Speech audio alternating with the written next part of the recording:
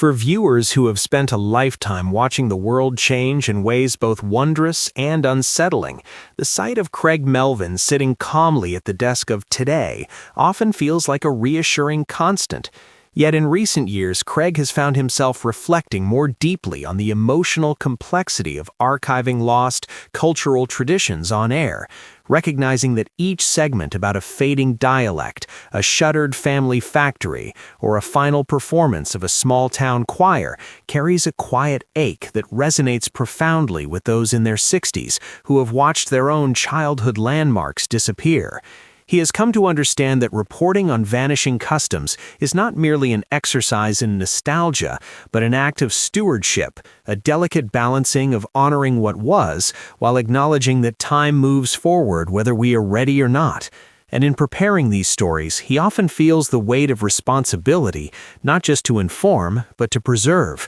to capture on camera the cadence of an elder's voice describing recipes learned at a grandmother's elbow, or the careful hands of a craftsman shaping wood the way his father once did, knowing that for many viewers, these images stir memories of kitchens filled with laughter, front porches alive with conversation, and neighborhoods where everyone knew one another's names. At home, Lindsay Zarniak listens as he talks through the emotional residue of these assignments, understanding from her own broadcasting career that storytelling at its best is both revelation and reckoning. And together, they consider how their generation now stands as a bridge between worlds, carrying analog memories into a digital present, mindful that what once seemed permanent, local newspapers, corner diners, handwritten letters, has become fragile or rare. For those aged 60 to 65, many of whom are sorting through attics filled with photo albums and heirlooms,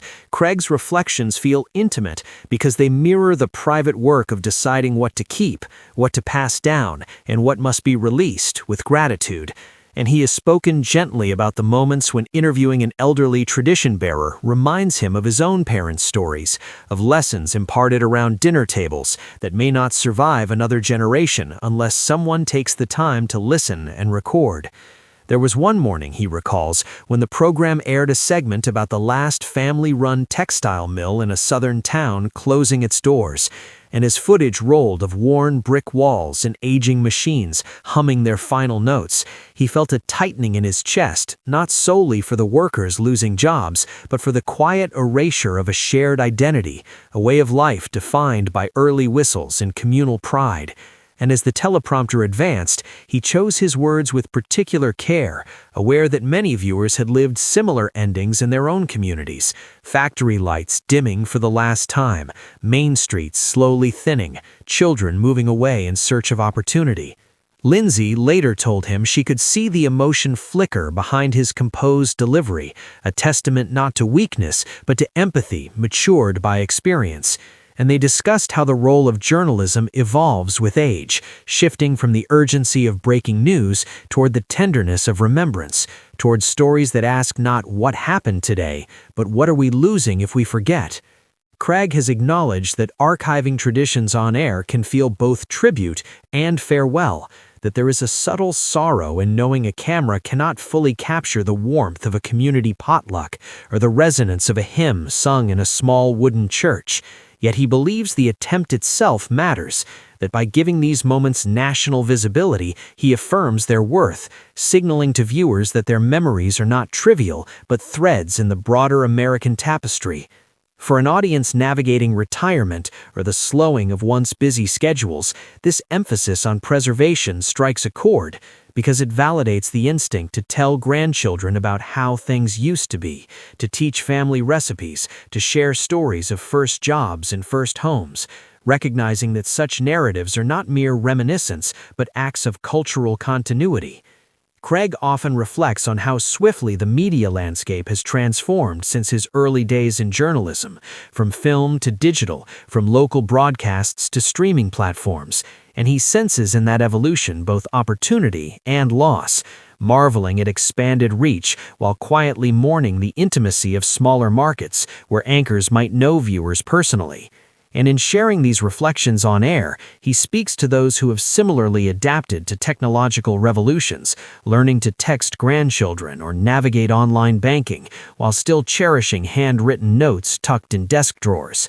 At times, the emotional complexity surfaces unexpectedly, such as when a segment features a language spoken by only a handful of elders, and he finds himself contemplating how each word carries centuries of history that may soon fall silent, prompting him to linger slightly longer in conversation, to invite viewers not just to observe, but to appreciate the fragile beauty of diversity that cannot be mass-produced.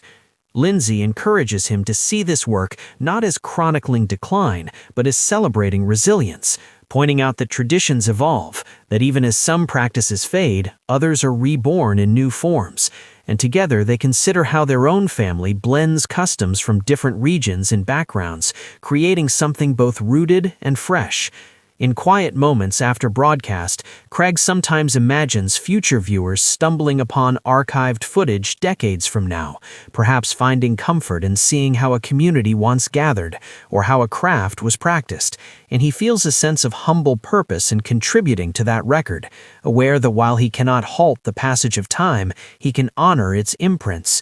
For those who have lived long enough to witness profound cultural shifts, from rotary phones to smartphones, from handwritten ledgers to digital clouds, his thoughtful approach offers reassurance that memory still has a place in modern media, that stories of heritage deserve the same spotlight as headlines, and that in acknowledging what is slipping away, we affirm what has shaped us. Ultimately, Craig Melvin's contemplation of archiving lost cultural traditions on air becomes less about nostalgia and more about gratitude, an invitation to viewers to cherish their own histories while embracing change with grace, to understand that while buildings may close and songs may fade, the values embedded within them, community, craftsmanship, shared ritual, can endure if carried forward intentionally. And as he signs off each morning, he does so with the quiet awareness that beyond the glare of studio lights lies a vast, living archive of human experience, one that each generation is entrusted to remember, reinterpret, and respectfully pass along.